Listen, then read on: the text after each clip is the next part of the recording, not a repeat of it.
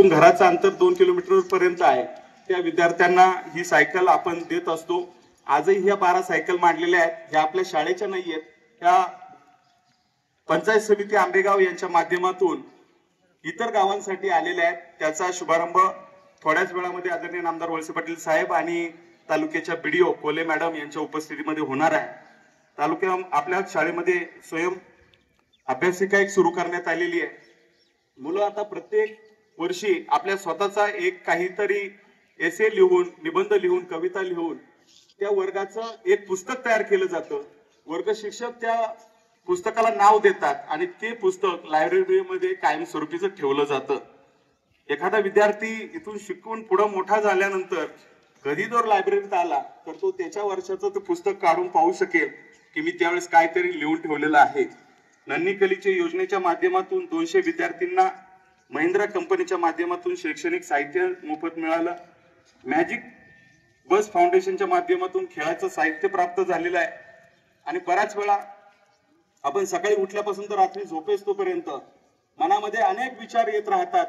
त्या विषयांना ब्रेक करण्याच्या दृष्टीनं आणि मुलांचं एक संतुलित जीवन राहण्याच्या दृष्टीनं मनशांती केंद्र लोणावळा यांच्या माध्यमातून प्रत्येक महिन्याला इथं 3 तासाचं मेडिटेशन आणि त्यांना एक लेक्चर देण्याची व्यवस्था ही आपल्या शाळेच्या माध्यमातून करण्यात आलेली आहे।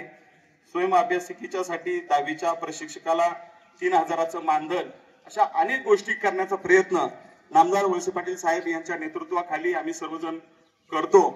आदरणीय दादांनी लावलेले छोटंसं रोपटं याची आज वटवृक्षामध्ये ज्यावेळेस उभारणी होते त्याच्या चांगल्या पद्धतीनं नावलौकिक मिळतो। साहेबांचं नेहमी सर्व ग्रामस्थांना आम्हा सगळ्यांना एकच गोष्ट सांगणं असतं की शिक्षणामध्ये काम करत असताना क्वालिटी एज्युकेशन, गुणवत्तेचं शिक्षण आपण दिलं तर निश्चित पुढची पिढी ही चांगल्या पद्धतीनं आपलं शिक्षण घेऊन नावारूपाला येऊ शकते, त्या कुटुंबाला आणि गावाला नावलौकिक मिळू शकतात। साहेबांनी गेली 35-40 वर्ष राज्याच्या राजकारणामध्ये विविध खात्यांचा कारभार करत असताना एक चांगले प्रशासक म्हणून आणि गुड प्रशासक म्हणून, म्हणजे चांगले प्रशासक म्हणून त्यांना नावलौकिक त्यांनी मिळवलेला आहे।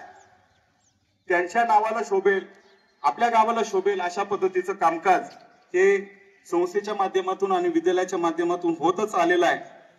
आज या कार्यक्रमाच्या निमित्तानं बऱ्याचशा देणगीदारांनी सुद्धा ज्या देणग्या दिलेल्या आहेत त्यांचे सुद्धा आभार मानणं हे संस्थेचं आणि विद्यालयाचं कर्तव्य आहे आणि म्हणून त्यांचा पण एक प्रातिनिधिक स्वरूपाचा सत्कार आपण या कार्यक्रमामध्ये ठेवलेला आहे।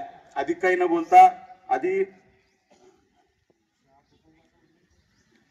शहा कुटुंबाने आजच्या म्हणजे 2 वर्षापूर्वी आपण सगळ्यांना जर आपल्या सगळ्यांना आठवत असेल तर 15 ऑगस्ट 2023 साली आदरणीय नामदार वळसे पाटील साहेबांच्या शुभ हस्तेच इथलं ध्वजारोहण झालेलं होतं आणि साहेबांनी आपल्या अध्यक्षीय मनोगतामध्ये हीच भावना व्यक्त केली होती की दौलतभाई शहा हे देशाच्या स्वातंत्र्यामध्ये त्यांनी सहभाग घेतला, त्यांची आठवण कायमस्वरूपी राहावी आणि म्हणून साहेबांच्या माध्यमातून हे जे सभागृह उभं राहिलं विद्यालयात